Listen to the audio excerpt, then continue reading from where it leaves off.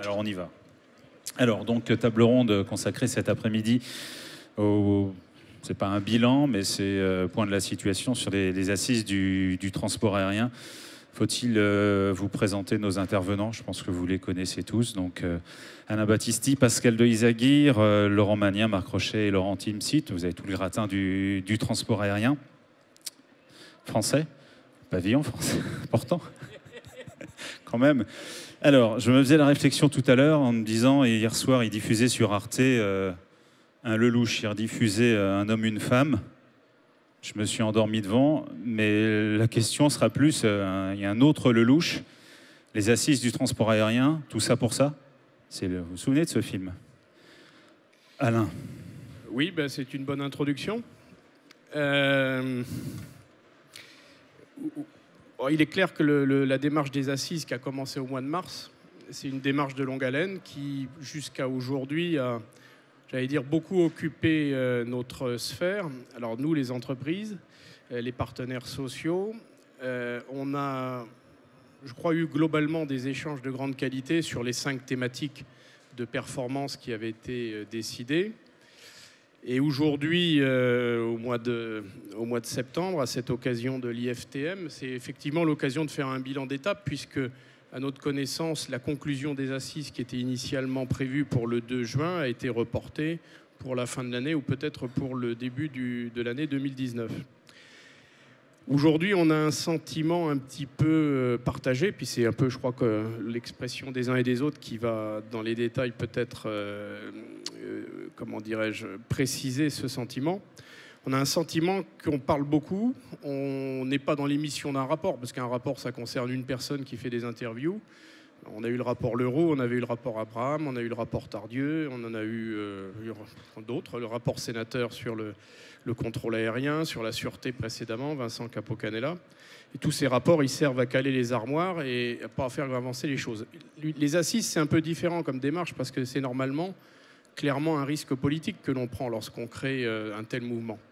Et c'est vrai qu'aujourd'hui, on a l'impression qu'on est toujours dans la phase de l'échange et pas dans la phase de l'action, et que les actions qui sont entreprises sont, comment dirais-je, en opposition complète avec les intentions. C'est-à-dire que clairement, la loi de privatisation, on aura l'occasion de revenir dessus, relative à l'aéroport de Paris, l'arrêté du 12 juillet sur la double caisse de l'aéroport de Nice, sont complètement à l'opposé de la démarche des assises qui consiste à vouloir redonner un petit peu de compétitivité au pavillon français.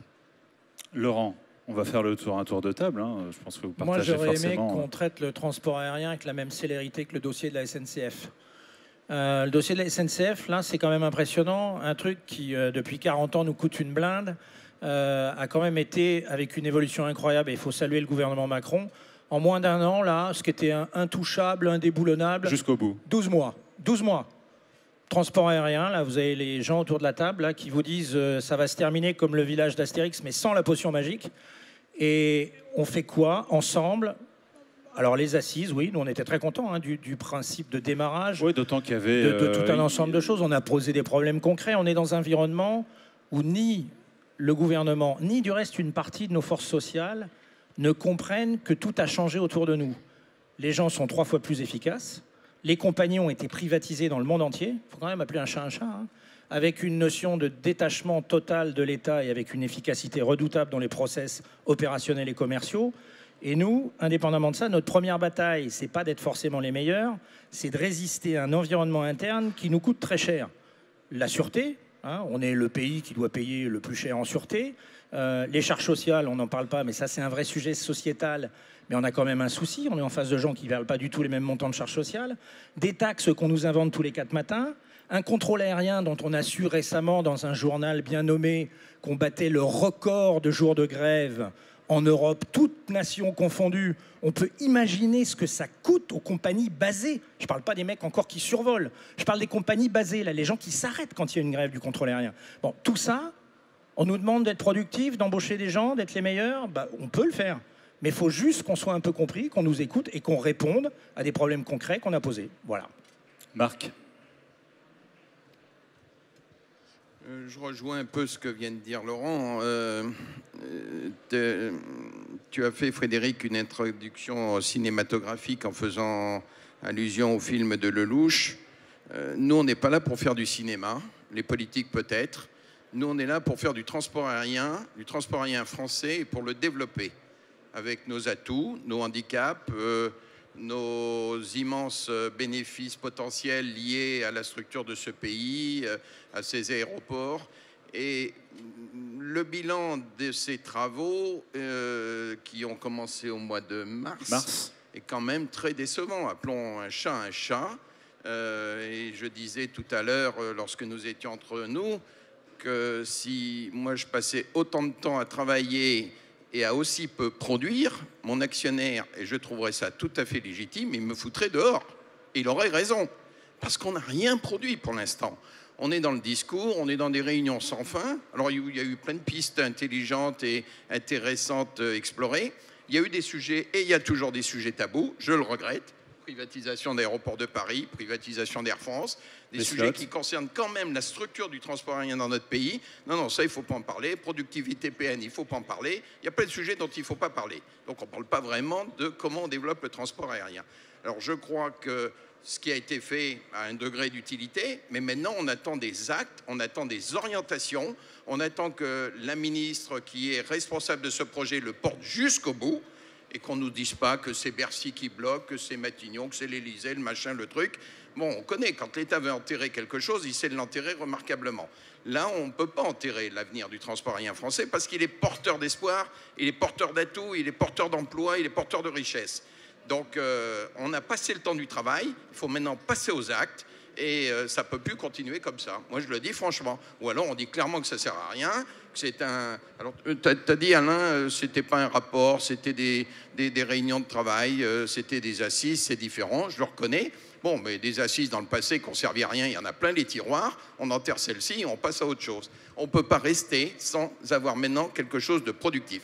Et d'ailleurs, moi, personnellement, puisque je suis là pour aussi exprimer un point de vue, je vais être clair. Tout ce qui a été évoqué, comme il n'en sortira probablement pas grand-chose, ce que je regrette profondément, moi je me focalise sur 3 mesures. Financement de la sûreté, parce que ça c'est un point clé. Nous payons, et les clients, 100% de la sûreté dans ce pays. Ce n'est pas à tous ces gens-là de payer, c'est une fonction régalienne. Donc ça c'est un point clé. Point clé numéro 2, la taxe Chirac, qui ne sert pas à grand-chose, qui sert si ce n'est qu'à nous ponctionner encore de revenus dont on ne sait pas où ils vont.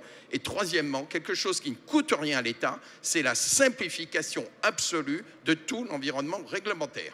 On empile des trucs les uns sur les autres, ça fait des documents comme ça, personne ne sait plus les lire, personne ne sait plus les interpréter, donc ça suffit. Passons des choses simples, concrètes. On n'a pas besoin du président de la République pour décider ça. Il faut y aller. Et encore une fois, on ne peut pas rester sur un constat où on a beaucoup travaillé et où on n'a rien produit. Moi, je suis peut-être un peu cash, mais je trouve qu'on n'a rien produit. Et quand on ne produit pas, c'est l'échec. Et dans ce cas-là, on se fait débarquer. Pascal Laurent, Marc a tout dit, il a tout résumé. Là, on peut s'arrêter là, en gros. Oui, voilà, on peut s'arrêter là parce que je crois qu'on est tous en phase. Hein. Aujourd'hui, ce qu'on il marche veut... bien, le micro? Ouais. Il marche pas. Peut-être bien, si, il marche. Ouais. Oui, là c'est bon, là. Voilà, oui. Bon, je crois qu'on est tous en phase. Hein. C'est-à-dire, en fait, ce qu'on veut manifester aujourd'hui, c'est un ras-le-bol et un coup de gueule, parce qu'il faut quand même rappeler que ces assises, elles ont été décidées il y a très longtemps. Elles ont été démarrées au mois de mars. Au début, on nous a dit, bon, on aura les conclusions en juin. On a mobilisé beaucoup de monde, nous-mêmes, dans nos équipes, la DGAC, beaucoup d'intervenants, les partenaires sociaux aussi, etc. Ensuite, on nous a dit c'est pour septembre, et maintenant on nous parle de décembre, voire janvier. Bon, donc là, de qui se moque-t-on? Parce que janvier, je rappellerai, ça ferait 11 mois après le démarrage. Alors, sinon, il fallait faire un énième rapport qu'on aurait également enterré, parce que les rapports, de toute façon, il y a un cimetière de rapports sur le transport aérien qui ont fait le diagnostic. Le diagnostic, il est parfaitement connu. C'est celui d'un déclin régulier du pavillon français qui ne cesse de se poursuivre et qui se sera poursuivi au courant de l'été.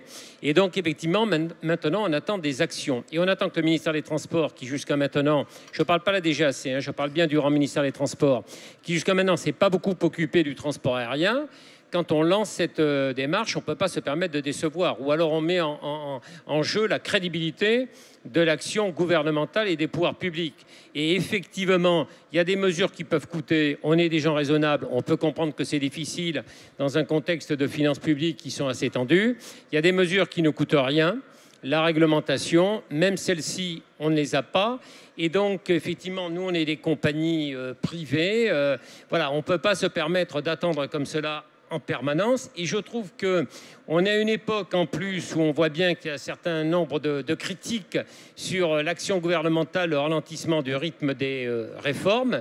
Donc, soit on considère que le transport aérien, c'est un secteur d'importance pour ce pays, et on prend les mesures, soit on ne le fait pas. Mais enfin, effectivement, on voulait manifester ce ras-le-bol de ne voir rien sortir. Au contraire, les mesures en matière de réglementation ne cessent de s'empiler, de se complexifier. Donc on est extrêmement déçus. Alors c'est vrai qu'on n'avait pas des attentes inespérées parce que malheureusement on est tous des hommes d'expérience à cette table et on sait qu'il ne faut pas trop attendre. Mais malgré tout on a créé un espoir. On pouvait espérer qu'il y aurait une prise de conscience. Bon, la prise de conscience n'est pas là. Donc il serait temps que les pouvoirs publics se mettent à faire leur travail, c'est-à-dire leur travail d'État stratège, de prendre des mesures ou alors sinon voilà, c'est une reconnaissance de la capacité d'inaction en quelque sorte des pouvoirs publics. Laurent Timsit, qu'on n'a pas entendu, qui sera un peu plus mesuré, parce que bon, c'est vrai que la situation d'Air France n'a pas aidé non plus à ce qu'on accélère, en fasse des choses sur les assises, mais... Non, enfin, ce que je pense, enfin, qui n'a pas été tellement mis en avant encore, c'est que on a quand même une chance extraordinaire. C'est-à-dire qu'on parle de mesures à prendre, mais c'est des mesures à prendre parce que le pavillon français peut apporter quelque chose de formidable à l'économie française. Aujourd'hui, le transport aérien croît. Déjà, c'est une première bonne nouvelle. La mauvaise nouvelle, c'est que le pavillon français en capte très peu de cette croissance. Et 10 à 15%. On a deux courbes qui s'inversent. Oui. 10 à 15%. Et alors, je ne sais pas si vous avez eu l'occasion de le voir, mais il y a un rapport qui a été sorti par le consultant Adé Little la semaine dernière et qui met bien en avant le fait que si on était capable juste de croître au même rythme que le pavillon étranger aujourd'hui en France, on arriverait, alors d'une part, on ajouterait en 2023 30 avions supplémentaires dans les flottes des compagnies aériennes françaises, on créerait 4300 emplois supplémentaires par rapport à ceux qu'on crée dans le scénario d'attrition actuelle, on transporterait 7,5 millions de passagers supplémentaires. Donc il y a véritablement de l'espoir pour le pavillon français. Et donc c'est un investissement que l'État doit faire parce qu'il y a un vrai retour économique pour l'État dans cette opération. Oui, alors un vrai investissement que l'État doit faire, mais on a l'impression surtout qu'il n'y a personne à la barre en fait. Oui, clairement, aujourd'hui. Ce que disait Alain tout à l'heure en disant bon, on va voir Bercy qui renvoie sur la présidence, qui dit c'est pas lui, c'est nous, et finalement, y a-t-il un pilote dans l'avion? Oh, facile ça aussi. Non, mais clairement, le constat d'origine qui est partagé en plus avec le ministère des Transports, c'est que jusqu'à présent, il n'y a jamais eu de stratégie en matière de pavillon français de la part de l'État et du gouvernement. Et ce qui est impressionnant, c'est qu'on lance le débat des assises et en même temps, on adopte des mesures à travers la loi Pacte, l'article 44 et 45, qui sont contraires à l'intérêt du pavillon. Bien sûr. Donc, c'est un peu une forme de schizophrénie, j'ai l'impression. Et c'est vrai, et je voudrais quand même rebondir sur ce que vient de dire Laurent Timsit, c'est qu'il n'y a pas de malédiction. Aujourd'hui, les entreprises françaises, Marc avec Flybe en est le témoignage, ma propre compagnie en est le témoignage, French Bee, pardon. On est capable de recréer des emplois, d'ouvrir des routes, d'acheter des avions neufs et de repartir à l'assaut et derrière de créer de la richesse sociale, de la richesse fiscale et d'avoir des retombées pour le pays qui sont des retombées bénéfiques. Mais aujourd'hui, il n'y a pas de conscience au plus haut niveau de l'État de cette possibilité-là, de cette opportunité. On nous parle de start-up, c'est génial, les start-up, pour avoir créé quelques entreprises dans ma vie, je sais ce que c'est. C'est plutôt intéressant pour tout le monde, y compris pour l'administration et l'État lorsque ça réussit et lorsqu'on paye des impôts à la fin. Mais là, il n'y a pas besoin de créer des start-up, elles existent, les entreprises. Il faut les remettre au même niveau, ou en tout cas à un niveau proche, un level playing field proche de celui des pays européens voisins.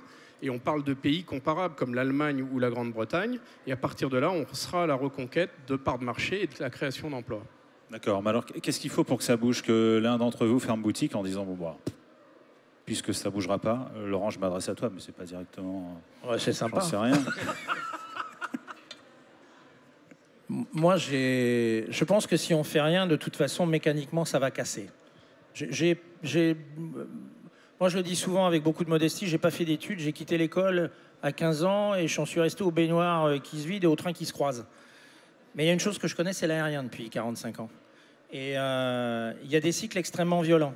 On l'a dit, et du reste, on le dit tous, le truc qui nous rend hystériques, c'est que ce pays devrait être une machine de guerre. On est le premier pays incoming du monde. Les Air Caraïbes, French Bee, Corsair, XL, Air France, on devrait être quasiment dans les premiers à l'échelon mondial et regarder les autres avec un grand sourire. Et là, on les regarde, on sourit plus du tout. Et pire que ça, le signal qu'on donne, du reste, que ce soit au niveau du traitement de l'état de ce qu'est l'aérien industriellement, ou même de nos batailles internes, ou tout ce qu'on peut imaginer, fait qu'aujourd'hui, on est considéré comme un ventre mou. Et du reste, on voit une volonté de s'étendre en France des transporteurs étrangers, qui, je le rappelle, n'ont pas de base. Hein. Elles viennent, alors c'est sûr, elles embauchent du PN, elles peuvent en embaucher. Du reste, là-dessus, il y a un petit jeu sympathique. Même celles qui jouent le jeu, et je le reconnais, un EasyJet qui joue le jeu aujourd'hui, quand on regarde le jeu qui est joué par rapport à l'ampleur de ce qu'est capable de créer une de nos compagnies françaises, si elle se développait vraiment, c'est sans commune mesure en termes de création d'emplois sur le sol, ici, à la base. Donc on est bien dans une absence de vision. En plus de ça, je le dis, on n'est pas à l'abri quand même. On a mis un firewall qui consiste à demander aux compagnies étrangères qui viennent un peu se baser ici de payer nos charges sociales. Les 2 procès là, qui étaient en cours ont sauté la semaine dernière, quand même le savoir. Hein. Ça veut dire quoi? Ça veut dire que c'est un signal fort de droit européen par rapport au droit français qui peut très clairement entraîner à terme le fait d'arrêter instantanément des efforts de créer des emplois en France avec les charges sociales françaises de la part des compagnies étrangères qui s'installent, y compris celles qui sont basées. Donc on a d'énormes sujets. Après, on les regarde pas. Bercy, ils ont un seul problème avec l'aérien. Depuis un siècle, Bercy considère le transport comme un centre de coût et l'aérien comme un centre de profit. Bon, il faut simplement qu'on soit ni un centre de coût ni un centre de profit, mais comme l'a dit Marc, un acteur qui a toute sa responsabilité dans le développement économique du pays. On ne peut pas continuer à être considéré comme ça. Ça va, au-delà de ça, on peut disparaître les uns derrière les autres. Ça ne va pas être nous le problème. Hein. Nous, on disparaît, on fera autre chose. Nos salariés vont faire autre chose. Moi, je pense quand même à la notion d'un pays qui ne maîtrise absolument plus son transport. C'est le cas de l'Afrique. Hein. Il n'y a plus une seule compagnie africaine, à part Ethiopian, qui gagne de l'argent, qui est la seule compagnie africaine. On voit ce qui se passe en Afrique sur le plan transport. Hein. C'est quand même un champ de mine. Les mecs, ils ne maîtrisent pas leur transport. Ça pourrait nous servir demain. Hein. Je veux dire, on pourrait être dans un pays où les compagnies ne sont absolument pas de souche de territoire. Et moi, je ne parle pas de nationalité. Là, hein. Je parle bien intrinsèquement d'être basé. Laurent et Pascal. Oui, non, juste pour compléter rapidement ce que vient de dire l'autre Laurent. Cette année, le groupe Air France, c'est quand même 1800 recrutements en CDI. Hein. En termes de recrutement total, c'est 4800 recrutements, 1800 CDI. Quand on compare ça aux compagnies non basées, Ryanair aujourd'hui emploie en France 0. EasyJet, qui, elle, base un certain nombre de ses personnels navigants en France. Mais juste pour vous donner une idée, c'est quand même 1200 emplois en France. Hein. Donc, il faut quand même voir ce qu'est le pavillon français aujourd'hui, son importance. Et on s'estime, malheureusement, effectivement, un peu trop négligé. Il y a des efforts à faire et il y a une véritable valeur économique derrière pour la France et pour l'économie française. Pascal ? Oui, juste un petit complément, ce que je trouve assez regrettable, c'est cette sous-estimation de notre impact en termes d'emploi, de qualification, d'intégration. D'abord, tous nos emplois sont pratiquement français, hein, donc à 95%. C'est peut-être un petit moins vrai pour le groupe Air France, et encore, parce que le groupe Air France est très majoritairement, donc c'est 93, nous c'est pratiquement 100%.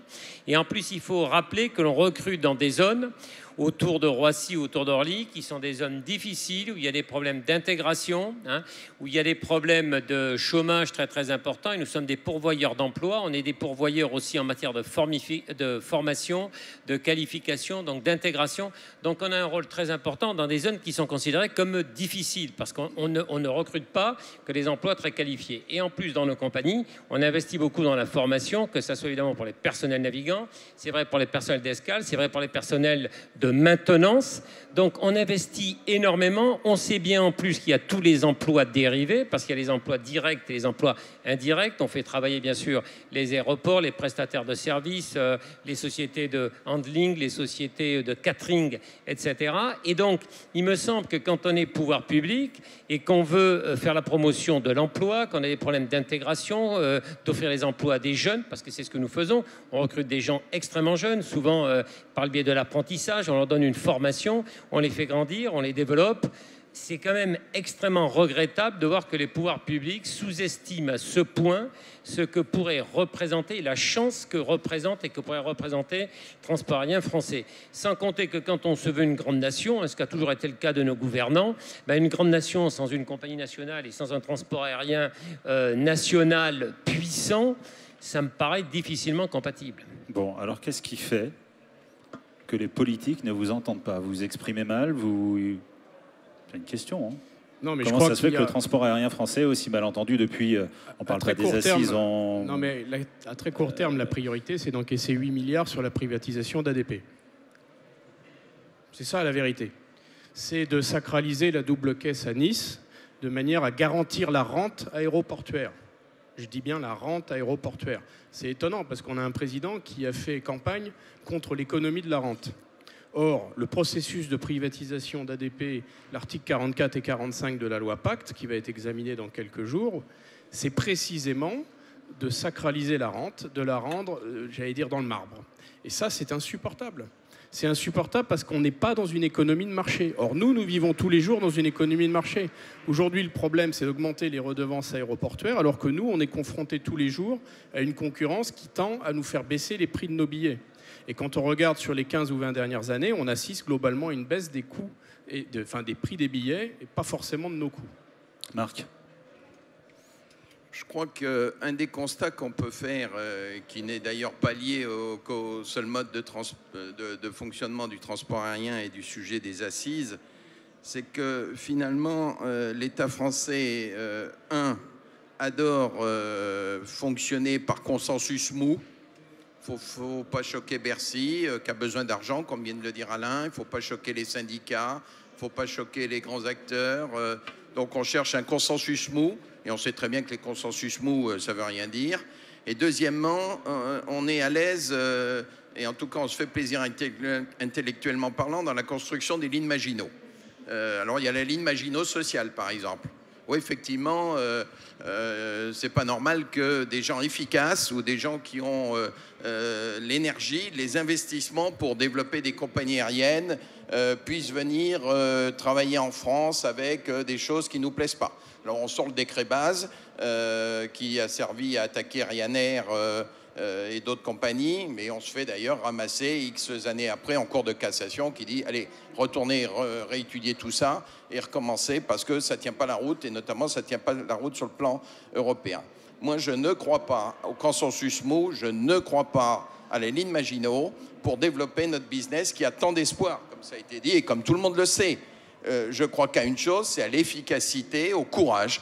Et ça, c'est ce qu'on ne trouve pas à tous les coins de rue. Alors, l'efficacité, c'est pas en créant un décret base qu'on va créer de l'emploi en France. Non, c'est pas vrai. On va créer de l'emploi en France si les clients sont contents de ce que les entreprises françaises, avec des personnels français, mettront en œuvre comme service, comme ponctualité, comme respect du client. Un des domaines, par exemple, dans lesquels on est aujourd'hui au tout début de ce qui va être sans doute une révolution, il n'y a pas de GAFA mondial encore qui fait tourisme, transport aérien et hébergement. Ça va arriver. Alors aujourd'hui, on n'est pas parti pour être dedans. Hein. Clairement, ça va se jouer entre la Chine et sans doute les Américains. Mais ça fait partie des espoirs, des choses sur lesquelles il faut investir. Et c'est cette vision, ce type de vision sur ce sujet et bien d'autres qu'on attendait de la part des politiques, une espèce d'ambition. Aujourd'hui, on est passé d'une ambition qui était celle de tout le monde et qui dit ce pays est doué de façon admirable pour le transport aérien, a un rôle, comment on protège encore le transport aérien qui, mois après mois et encore cet été sans doute, a perdu des parts de marché, je parle du transport aérien français, et on n'a pas d'ambition, on n'a pas de courage, et on s'appuie sur des lignes Maginot. Bon, alors oui, la ligne Maginot, là, on va vendre ADP, ça va remplir les caisses de Bercy. Bon, 8 milliards, ça ne va pas faire long feu d'ailleurs. Mais ce n'est pas ça une vision, ce n'est pas ça une ambition. Et je pense qu'il faut aller plus loin. Et nous, le rôle des compagnies, alors on a chacun nos sensibilités, on a chacun nos priorités, nos engagements, on a aussi des contraintes, mais c'est également de porter ce message. Et moi, je dis à ce gouvernement, montrez un peu d'ambition, montez un peu de courage, et en quelque sorte, donnez-nous les moyens. Moi, je ne leur demande rien. Hein. Je ne leur demande pas de décret base et tout ça. Si j'ai envie d'utiliser, comme je le fais chez French Bee, des pilotes de nationalité européenne dans le cadre européen, je considère que j'ai le droit de le faire et que je peux le faire. Donc, donnez-nous simplement la vision, l'éclairage et laissez les entreprises tracer leur chemin. Je suis sûr que toutes les boîtes en sont conscientes, même Air France, et qui sont capables de porter ce développement. En gros, arrêtez de nous emmerder, arrêtez de mettre des bâtons dans les roues et laissez-nous faire. Puis surtout, vous mêlez plus de tout ça, ça sera encore mieux. Pascal, tu... Oui, juste quelques compléments. Moi, ce que je déplore, c'est qu'il n'y a aucune vision industrielle, il n'y a pas de projet industriel dans l'État, il n'y a aucune vision de l'État stratège.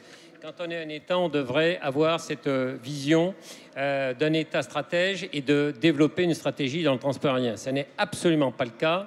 C'est une politique à la petite semaine, menée quasi exclusivement par Bercy, qui évidemment jouit d'un poids excessif et prédominant dans toutes les décisions de ce pays, et donc qui effectivement maximise simplement son intérêt patrimonial. L'intérêt patrimonial de Bercy, c'est ADP, c'est effectivement que les redevances crachent un maximum, et donc ce qui explique d'ailleurs ce décalage et qui fait qu'on a une évolution des redevances aéroportuaires extrêmement défavorable en France et à Charles de Gaulle ou à Orly comparé à d'autres plateformes aéroportuaires. Et effectivement, ensuite, c'est l'aspect de la privatisation.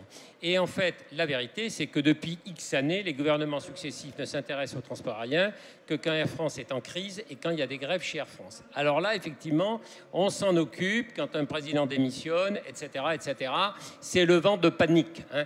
Et d'ailleurs, je tiens à dire ce que mon camarade de droite ne pourra pas dire, c'est que je pense que d'abord, l'État est un très mauvais actionnaire et que l'État porte une lourde part de responsabilité dans les difficultés, pas seulement du transport aérien français, mais de la compagnie nationale, à travers une gouvernance, évidemment, qui est très très mauvaise. Hein.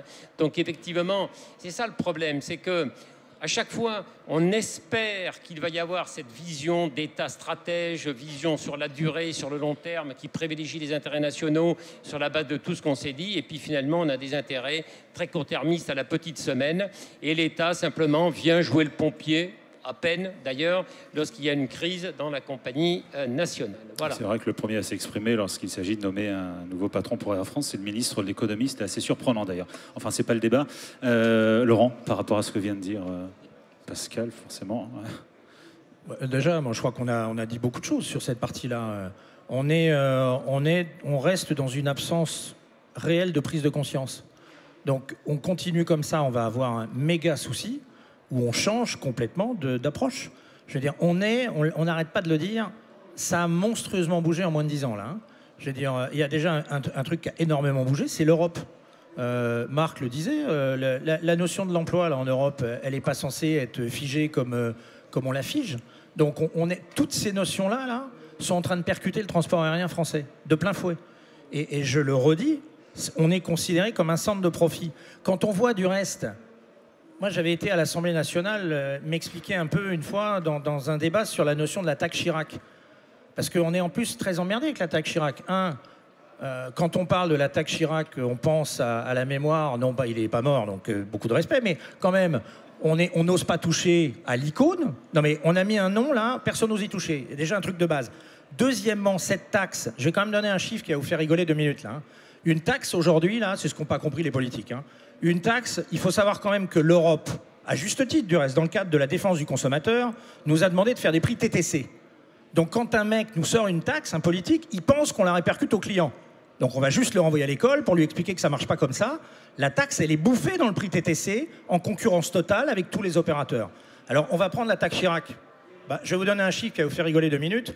Les acteurs là, qui sont autour de cette table, hors groupe Air France, payent un montant de taxe Chirac qui doit être égal, je parle de types qui ont 10 ou 5 avions, qui doit être égal en bas de bilan à des compagnies comme British Airways et Lufthansa. Pour une raison simple, on est basé ici, on transporte des 1 million, 2 millions de passagers, on n'a pas juste le Paris-Londres pour alimenter le hub énorme de Heathrow de British Airways, qui ne paye la taxe Chirac que sur son petit Paris-Londres, on va quand même appeler un chat un chat, et concrètement, tout ça, ça nous met en bas de bilan, économiquement, un môme de 10 ans comprendrait ça, ça nous met en situation dégradée économiquement face à la concurrence. Là, je ne parle même pas des charges sociales, je parle des simples gestions de taxes.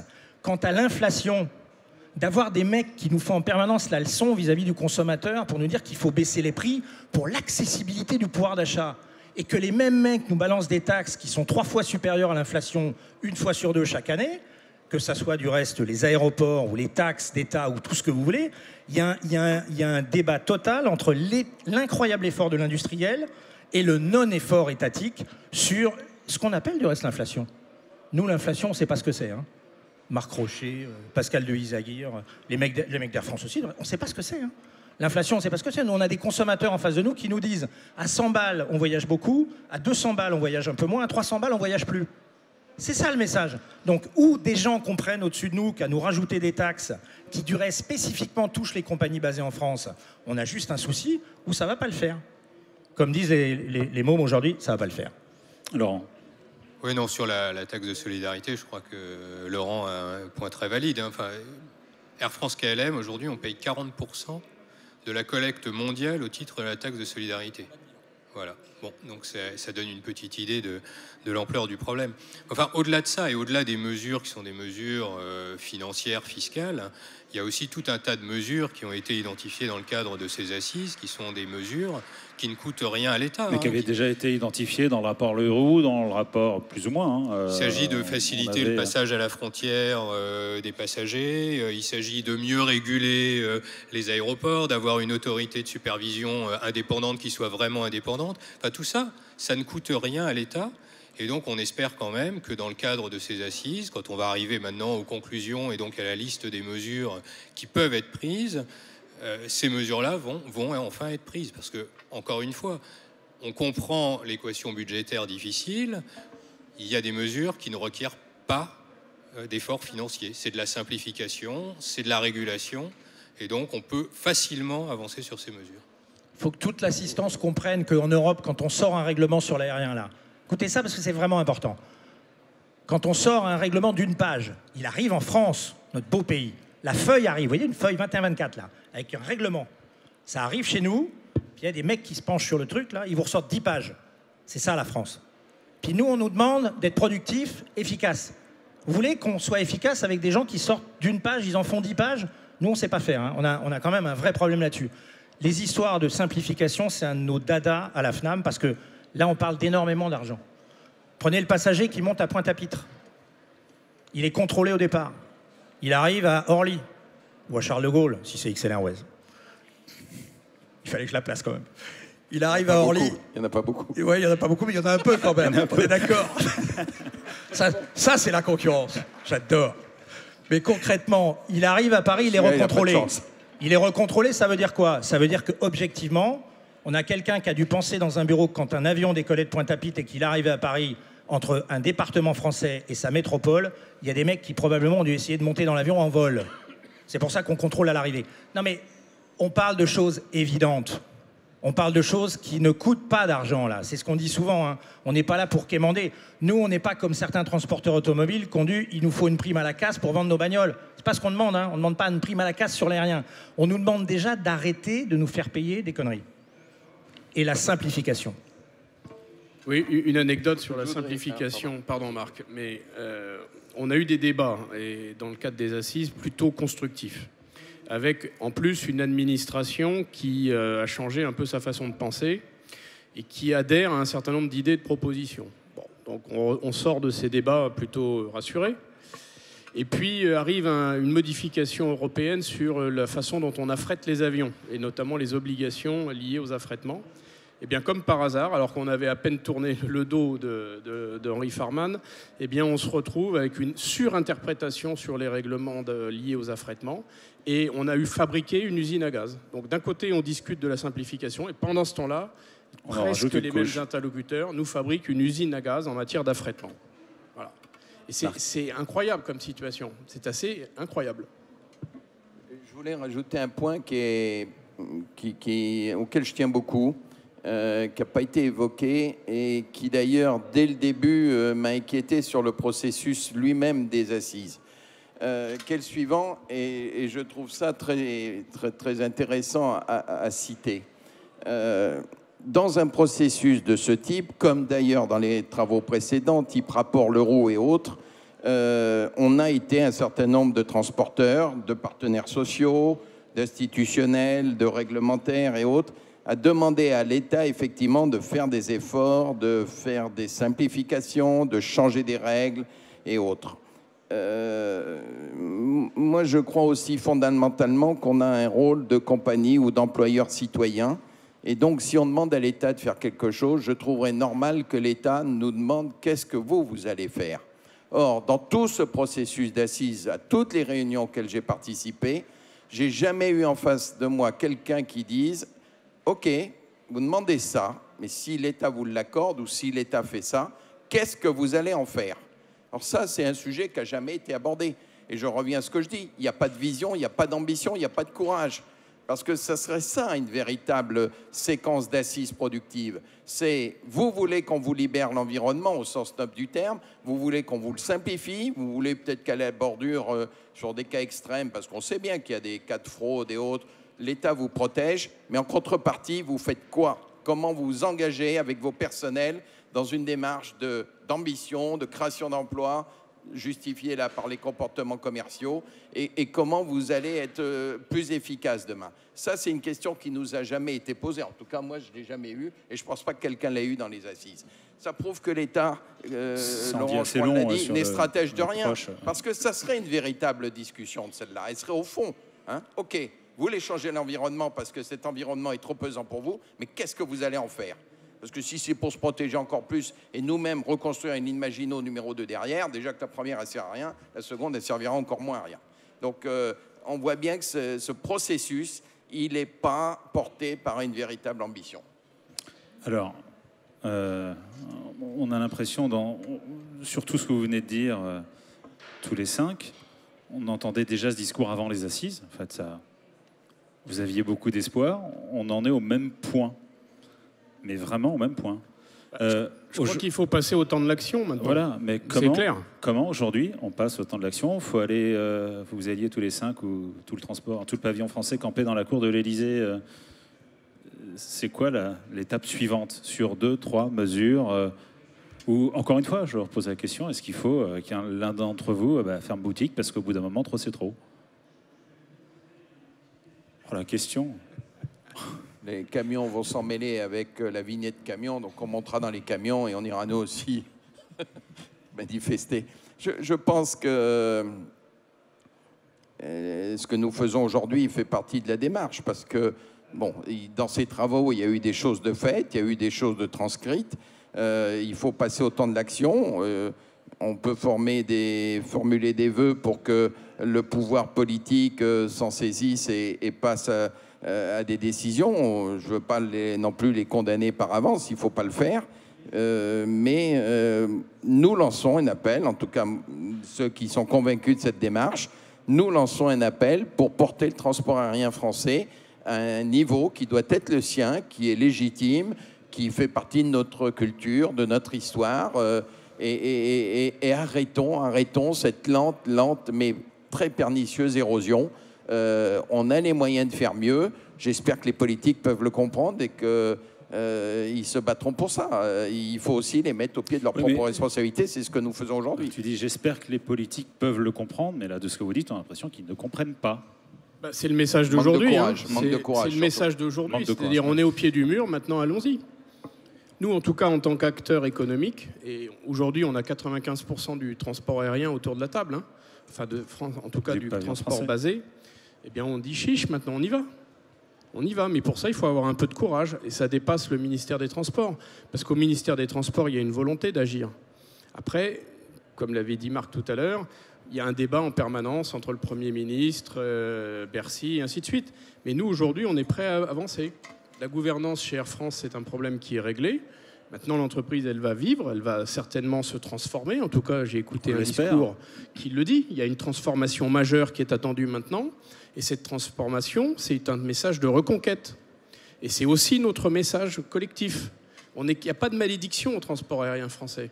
Aujourd'hui, on est capable de repartir à l'assaut et créer des emplois. Dans le message de Ben Smith, là. Excuse-moi, juste. Dans le message, dans l'appel que j'ai fait aux politiques, je voudrais en rajouter un mot, excusez-moi de reprendre la parole. Moi, j'en appelle aussi aux politiques des régions. Parce que l'histoire, par exemple, qu'a cité Laurent du passager, celui d'Ixelles, hein, qui va jusqu'à CDG au départ de Pointe-à-Pitre, ça concerne aussi... Non, mais ça concerne aussi le président de la région Guadeloupe. Ça concerne aussi le président de tel et tel département d'outre-mer ou de telle région. Les histoires d'OSP, les histoires de taxes, tout ça, ça concerne les régions. Alors, il faut aussi que les hommes politiques des régions, qui veulent toujours plus pour leur région, et leur demande est parfaitement légitime. Le président de tel département et autres, il dit qu'est-ce que je peux faire pour améliorer plus de passagers, plus de ceci, plus de cela dans mon aéroport ou dans ma ville. Mais il faut qu'ils montent au créneau également. Et moi, j'en appelle à eux parce que les choses ne bougent dans ce pays, d'ailleurs, que quand les mouvements de fond viennent de la province et de la terre. Sinon, le microcosme parisien, il adore jouer au bridge, là, et ça tourne entre les porteurs de cartes et ça va pas bien loin. Donc, eux, ils ont un rôle à tenir. Moi, je leur dis quand je les rencontre, mais je pense qu'ils ne sont pas assez conscients de leur zone d'influence et de leur pouvoir d'influence dans ce domaine. Les doubles filtres sécurité et tout, c'est au président de région de régler ça. Pascal. Si vous laissez faire la bureaucratie, vous explique que c'est impossible. Oui, moi, je crois que ce que nous faisons aujourd'hui... Et ce que nous continuerons de faire, et on intensifiera la pression, ça mettra le pouvoir politique en difficulté. Et moi, c'est ce à quoi je crois. Hein. C'est-à-dire, je disais tout à l'heure qu'on est dans une phase un petit peu difficile hein, pour le gouvernement actuel. On voit bien que les réformes sont plus difficiles à faire. Il y a un risque d'immobilisme ou de paralysie. Et donc, je pense que le pouvoir politique ne peut pas se permettre de laisser accroître que finalement, c'est la paralysie sur toutes les décisions, sur tous les secteurs d'activité. On disait entre nous tout à l'heure que l'érosion de la cote de popularité dans les sondages de nos gouvernants est plus rapide que l'érosion de nos parts de marché. Hein. Donc, moi, je crois que finalement, c'est ça qui est important. Hein. C'est-à-dire, pour nos gouvernants, il n'y a que ça qui les fait fonctionner. Et donc, ils ne comptent pas sur nous, si vous voulez, pour nous taire, pour rester silencieux, en disant, voilà, c'est la énième fois où il ne s'est rien passé, parce que nous, on est responsable de notre collectivité d'hommes et de femmes, de salariés. Nous, on prend en compte l'intérêt national. Enfin, moi, c'est quelque chose qui me parle, très, voilà, le développement de la France, etc. Et donc, moi, je pense que par la pression médiatique, par la pression politique qui montrerait qu'une fois encore, il ne se passe rien, c'est l'inaction, etc. Je pense que c'est comme ça qu'on peut accentuer la pression pour qu'enfin il y ait des décisions qui sortent de ces assises. Pascal de Isaguirre va être le Stéphane Bern de l'aérien. Il va mobiliser autour du patrimoine. Bon, comme il y a que moi qui pose des questions et des questions aussi de la salle, j'imagine, elles sont nombreuses. Levez pas tous la main en même temps. Est-ce que vous avez des questions motivées, hein? Thierry Vigoureux. Je suis sûr que Thierry Vigoureux. Quel est le calendrier des prochains rendez-vous des assises? Alors, on a appris par la presse, vous voyez que vous êtes indispensable à notre vie économique, on a appris par la presse que les assises étaient reportées fin de l'année, peut-être début de l'année prochaine. La fin. Fin de l'année 2018, ouais. Non, début 2019. Les assises étaient reportées, la fin des assises et les conclusions. La fin des assises, ouais. Les conclusions, voilà. Ouais. Bon, il est clair que la situation de gouvernance chez Air France a été un petit peu perturbatrice. Bon, maintenant, c'est complètement différent. Donc, oui, forcément, les choses ont été un peu gelées. Quand vous avez 66% de l'emploi salarié français qui n'a plus de gouvernance, ça pose un problème. Du transport aérien, pardon. Du transport aérien. Français. Ça pose une difficulté. Bon, elle est logique. Bon, maintenant, reprenons la discussion, mais surtout, allons dans la phase comment dirais-je, d'action, c'est-à-dire prenons des mesures, discutons-en, évaluons l'impact de ces mesures. Comme le disait Marc, les entreprises, les acteurs économiques sont prêts à jouer un échange. Et cet échange, c'est de créer des emplois. Et c'est aussi de payer des impôts et des charges sociales. Si je peux juste compléter une seconde l'intervention d'Alain. Pour être tout à fait clair et factuel, les assises ne sont pas terminées aujourd'hui. Il y a encore des groupes de travail qui se réunissent. Il y a encore un colloque sur les aéroports et les territoires qui va se tenir début octobre. Donc on n'est pas arrivé au bout des travaux des assises. Voilà. Après, la conclusion des assises, effectivement, on lit la presse et ce qu'on lit dans la presse, c'est un possible report des conclusions des assises. De nombreuses questions. Gilles Compère, ça, je vais pas... Moi, j'ai l'impression qu'effectivement, il y a un intérêt à se mobiliser. J'ai l'impression, et pour revenir justement sur Topresa, qu'il y a une mobilisation qu'on a un peu loupée. C'est le fait de rappeler au monde du tourisme qu'on doit travailler ensemble parce qu'on n'a pas le choix. Et régulièrement, on est en train de s'empoigner entre le monde du tourisme et le monde des compagnies aériennes. Oui, mais vous avez fait ci, vous n'avez pas fait ça, c'est pas bien. Je crois qu'on devrait être plus solidaire dans notre fonctionnement entre monde du tourisme et monde des compagnies aériennes, justement pour aller sur ces grands dossiers. Sur ces grands dossiers, on risque de les perdre ensemble. Et là, effectivement, sur cette mobilisation-là, moi, j'aimerais bien effectivement que vous ayez ce type d'action et ce type de débat pour qu'il y ait une force d'entraînement. Parce que quand on parle des emplois induits, on pense notamment à tout l'accueil touristique en France. Effectivement, si les compagnies aériennes sont moins puissantes, les passagers qui viennent d'autres continents, ils iront dans d'autres pays d'Europe et ils passeront moins de temps en France. Votre point de vue? Merci Gilles. Qui veut réagir là-dessus? Non, mais très rapidement, parce que je faisais référence tout à l'heure à cette étude qui avait été réalisée par un consultant bien connu de la place, mais c'est vrai qu'il mettait en avant que si on était capable de se mobiliser correctement et donc si les compagnies françaises étaient capables de croître de nouveau au même rythme que les compagnies étrangères, c'était plus de 23 000 emplois induits à l'horizon 2023, donc effectivement en France. Donc il y a évidemment un intérêt convergent de l'industrie du tourisme et des compagnies aériennes pour travailler ensemble et défendre ce dossier ensemble. Oui, je voudrais rajouter en complément, d'accueillir et de développer le tourisme, c'est fondamental. Et Laurent a rappelé tout à l'heure qu'on était une des premières, ou peut-être la première destination mondiale. Il y a aussi l'importance de conserver des liens directs sur le plan économique. C'est-à-dire que la souveraineté d'un pays, c'est en fait de pouvoir, d'une façon directe, souvent, accéder partout au reste du monde. Et on observe en Europe que certains pays, je pense à l'Espagne, je pense à l'Italie en particulier, ont perdu la capacité, à partir de l'Italie en particulier, d'accéder à tout le reste du monde de façon directe. C'est une forme de perte de souveraineté. On n'en est pas encore tout à fait là aujourd'hui, mais le risque existe. Et ça, c'est une forme de déclin.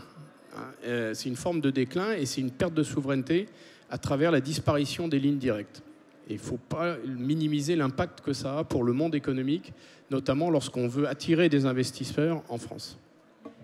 Je rappelle également qu'on est dans un monde ultra brutal. Cette semaine, une très grande compagnie low cost dont on parle beaucoup a fermé sa ligne Londres-Singapour, sa base de Belfast et sa base d'Édimbourg. En une semaine, c'est pas mal. Bon, ça veut dire quoi? Ça veut dire que quand vous êtes un transporteur qui avait investi dans un autre pays du monde, si ça ne marche pas, le premier truc que vous coupez, là, c'est vos bases extérieures. Ce n'est pas la base maison, hein, ok? Retenez tout ça parce que c'est hyper important. Et ça, c'est un vrai message aux politiques. Il y a des compagnies extérieures, moi, je n'ai pas de débat sur le plan concurrentiel, elles font un boulot incroyable. Et vis-à-vis du consommateur, il n'y a aucun débat. Je considère que les low cost européennes, Ryanair et EasyJet, ont quand même fait, on peut le prendre à l'envers ou à l'endroit, un boulot incroyable de maillage de l'Europe en termes de prix, en particulier pour le développement et le transport des nouvelles générations, que nos compagnies legacy ont été incapables de faire. Après, on le prend à l'envers, à l'endroit, les deux modèles ne se ressemblent pas, mais les faits sont là. Hein. On a des millions d'Européens qui ont voyagé à des prix qui n'avaient rien à voir. Je rappelle que quand j'avais 20 balais, le Paris-Rome, il était à 2000 balles. Hein. À 2000 balles, vous pouvez y aller à Rome. Hein. Je veux dire, il y avait quand même un sujet. Bon, donc on a changé tout ça. Mais quand même avec un élément, Les compagnies qui ont leur base d'origine ont toujours ce réflexe quand même de dire on va couper si ça marche moins bien dans des pays où on n'est pas basé. C'est exactement ce qui se passe dans le monde d'aujourd'hui. Donc il faut être très prudent avec ça. Nous, quand ça va mal, qu'on s'appelle Marc Rocher, Pascal de Isaguirre, Laurent Magnien ou Air France, on est quand même d'abord à protéger de la base où on est fixé. C'est du reste hyper important pour l'aéroport. Moi, j'ai jamais cessé de dire aux aéroports français, vous ne devriez pas nous regarder pareil, là. On est des compagnies partenaires. On n'est pas juste des compagnies qui passent, nous. Nous, on vit avec vous, là. Et du reste, ça nous fait quand même toujours, hélas, doucement rigoler de voir que dans les pays qui sont incroyablement développés en aérien, que ça soit le Golfe ou KLM à Amsterdam, et Air France n'a cessé de le dire, il y a un partenariat entre l'aéroport et les compagnies qui n'a rien à voir avec ce qu'on a créé dans ce pays-là depuis 30 ans. Hein. Je pense qu'on peut appeler un chat un chat. On est en dynamique. Hein. Comment vous voulez lutter contre un patron de Qatar Airways qui est patron de l'aéroport et de sa compagnie aérienne? Le mec, il décide lui-même de ses taxes. Au moins, il gagne un tour. Hein. Je veux dire, mais concrètement, on a tout ça en face de nous. Est-ce que le politique le voit? La réponse est non. Il ne le voit pas. Marc? Oui, en complément pour Gilles, parce que je pense que, bien sûr, on souscrit à son idée de solidarité entre le tourisme et le transport aérien qui sont tellement et depuis très longtemps liés. Mais moi, je voudrais qu'on soit clair quand même. Hein. J'estime que compte tenu de ce qui est en train de se passer, de la dégradation des parts de marché assurées par les transporteurs aériens français au départ de la France, on est donc en train de passer en dessous des 40%. On est de plus de 60%. Hein. La priorité quand même, enfin en tout cas c'est celle que je porte pour les entreprises dont j'ai la responsabilité, c'est de garder chez nous les clients français qui se déplacent. Parce que c'est là où est l'enjeu, un peu en ligne avec ce que vient de dire Laurent. Bon, un Américain pour venir en France, il aura toujours 5 ou 6 choix, 7 choix. Moi, ce qui m'intéresse, c'est le Français qui va à San Francisco, dans le cadre d'une de nos compagnies, et c'est celui-là que je veux garder en priorité. Donc, oui, ok, solidarité totale avec le tourisme, mais d'abord, solidarité pour garder les clients français chez nous, parce que c'est eux qu'on est en train de se faire prendre, pas les autres. Hein. Une autre question. Mathieu. Alors, à part des tables rondes, des points d'étape, des tables rondes, des points d'étape et tout ça, est-ce que vous avez envisagé d'autres modes d'action? Non, parce que les routiers, quand ils veulent se faire entendre, ils font certaines choses. Les agriculteurs aussi. Enfin, je sais pas, moi, un blocage des pistes. Ce qu'on disait, aller camper à l'Élysée, quoi. On veut bloquer un avion à l'Élysée, c'est ça?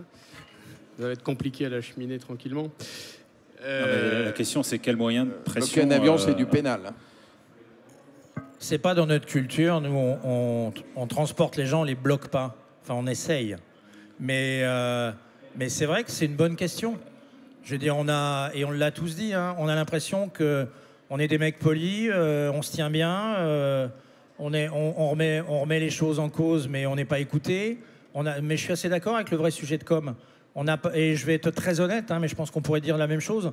On n'a peut-être pas encore trouvé le truc qui fait mal, et on n'est pas forcément à la recherche du truc qui fait mal. Mais à un moment donné, la non-écoute entraînera ça. Et je vais même être plus brutal que ça. Au-delà des dirigeants des compagnies aériennes, la réponse, vous l'aurez avec le personnel, quand on va faire des plans sociaux, quand on va descendre en dessous des 30%, là, et puis qu'il va falloir se dire, mais on est vachement trop nombreux, là. Là, je pense que effectivement, je me rappelle d'un beau symbole comme ça. Il y avait un mec complètement idiot au gouvernement il y a 20 ans qui avait essayé de bloquer l'aéroport de Orly au long courrier, là. Du reste, on va appeler un chat, c'était pour aider Air France à l'époque, mais ça, c'est pas choquant, ça faisait partie de la politique de l'époque. Bon, c'est un peu moins vrai quand même aujourd'hui.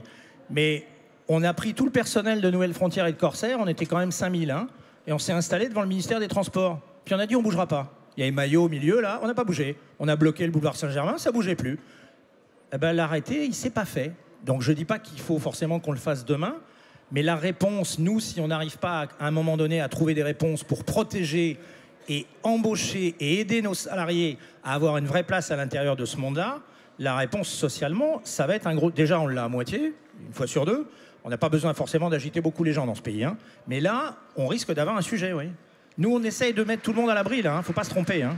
Mais c'est ce qu'on disait tout à l'heure. Est-ce qu'il faut attendre que l'un d'entre vous dépose le bilan et ferme boutique pour qu'enfin ça réagisse? Et quel moyen de pression aujourd'hui concrètement? On vous a bien entendu, mais...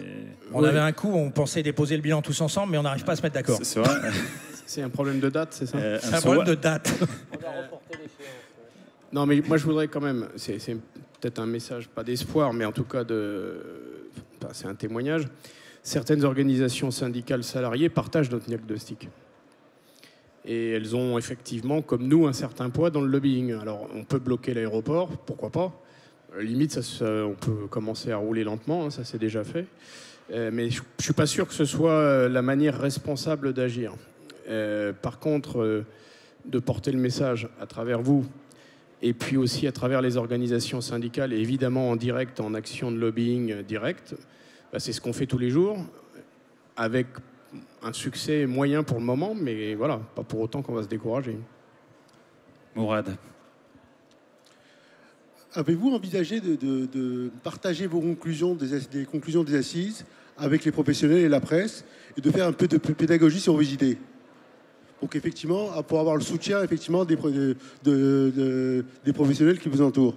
Ouais, ben nous n'arrêtons pas, hein, parce que je voudrais rappeler quand même que dans le cadre des assises, on a tenu 2 conférences de presse avec Alain Battisti, moi-même, la première Jean-Marc Janaillac, la seconde récemment avec Franck Terner. Donc nous n'arrêtons pas. Hein. La prochaine avec Ben Smith.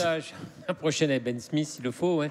Mais je veux dire, nous n'arrêtons pas. Hein. Il ne faut pas croire qu'on garde ça pour nous. On fait beaucoup d'actions de communication. On a tenu ces conférences de presse. La FNAM est extrêmement active justement pour populariser tous ces messages, etc.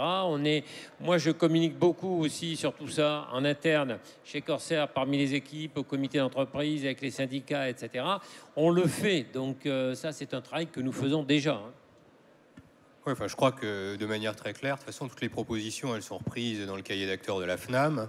On a fait pareil du côté d'Air France. On partage également nos souhaits vis-à-vis des autorités avec nos organisations professionnelles. Je crois qu'on essaie quand même très largement de faire partager nos propositions et également un petit peu comment on voit le développement du transport aérien et les chances que ça représente pour notre pays.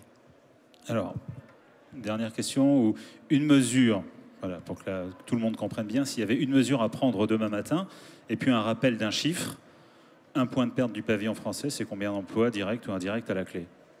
Et en terminant là-dessus, une mesure à prendre demain matin, et Fabrice Glisinski ira directement à l'Élysée. Non, mais je crois que ce serait trop simpliste de dire il y a une mesure. Non, mais, mais clairement non. Mais il y a des mesures qui peuvent être prises tout de suite, c'est les mesures de simplification. Elles sont à impact nul pour le budget de l'État. Il suffit qu'il y ait une décision politique et derrière qu'on les applique. C'est arrêter de surinterpréter les textes européens qui souvent sont des règlements qui s'appliquent de façon directe. Ça, c'est des choses extrêmement concrètes qui peuvent être décidées et appliquées dans les semaines, en quelques semaines ou en quelques mois. Après, il y a des amendements à la loi de finances qui peuvent être adoptés. La taxe de solidarité, la taxe Chirac. Aujourd'hui, il faut savoir que la caisse qui encaisse cette taxe, elle est excédentaire, c'est-à-dire qu'elle n'arrive pas à dépenser l'argent qui a été collecté au cours des dernières années. Ça, c'est fou. Comme pour le bruit, exactement. Donc on pourrait imaginer, sans faire de dégâts humanitaires, simplement de suspendre le paiement de cette taxe en attendant que l'argent qui a déjà été collecté soit dépensé. C'est des mesures de bon sens, mais malheureusement dans ce pays, le bon sens ne triomphe pas, pas toujours, en tout cas pas souvent. Rien que cette mesure technique de suspension, et on peut la suspendre pendant 3 à 4 ans sans gêner l'action humanitaire. Je le répète, sans gêner l'action humanitaire. Ça donnerait un ballon d'oxygène. Aujourd'hui, là, autour de la table, c'est 100 millions que ça nous coûte. Et en face, chez British Airways, tu le disais tout à l'heure, c'est 3 à 4 millions par an. Et chez Lufthansa, c'est encore moins. Donc pourquoi continuer à se sacrifier inutilement? Je crois que c'est une bonne conclusion, sauf si... Qui veut rajouter un mot? Je crois qu'on a fait le tour du... On a à peu près tout dit. Hein. Dernière question ou pas? On vous a pas réveillé alors? On vous a pas... Pourtant, on est en forme. Hein. Surtout toi. Hein. Alain, tu avais ouvert ce débat pour conclure. Donc, enfin, bon, pour reconclure... Je crois que la conclusion, c'est qu'il n'y a pas de malédiction. Enfin, clairement, on a des équipes qui sont très professionnelles, qui savent capter les marchés, à condition qu'on leur donne les moyens de le faire en termes de performance économique. Donc, aujourd'hui, clairement, on est en mesure. On a des flottes qui sont modernes. On est capable aujourd'hui d'acheter des avions parce qu'il y a des financements qui sont abondants. On est sur un marché qui est un des plus gros marchés d'Europe, le deuxième marché d'Europe. Donc, on est un pays béni des dieux en matière de tourisme, en matière de capacité économique. Donc aujourd'hui, laissons-nous agir. Mais c'est vraiment un appel, c'est de dire, remettez-nous à peu près à niveau des grands pays européens comparables. On ne parle pas des pays moins 10 ans sur le plan social, au moins des pays comparables comme l'Allemagne ou le Royaume-Uni. Pour l'instant, ils sont encore dans l'Europe pour quelques mois. Et à partir de là, on est capable de créer de la richesse, de créer des emplois et d'offrir des carrières. Pascal le disait, on est implanté dans des territoires qui ne sont pas les territoires économiquement et socialement les plus florissants. Et pourtant, nous, on est ascenseur social aujourd'hui. Toutes les compagnies sont ascenseur social. Air France l'est depuis de nombreuses années sur le territoire de Roissy. Et c'est salué d'ailleurs par les acteurs locaux. Donc on est aujourd'hui dans des cursus où on recrute des gens à des niveaux relativement faibles de connaissances et on arrive à leur offrir des carrières et à les amener à des niveaux relativement élevés.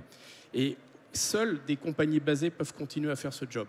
Donc laissez-nous continuer et surtout on est capable d'accélérer maintenant et de reprendre une part qui est une part naturelle. Bon, on dirait que ce sera le mot de la fin. J'espère que vous serez entendus.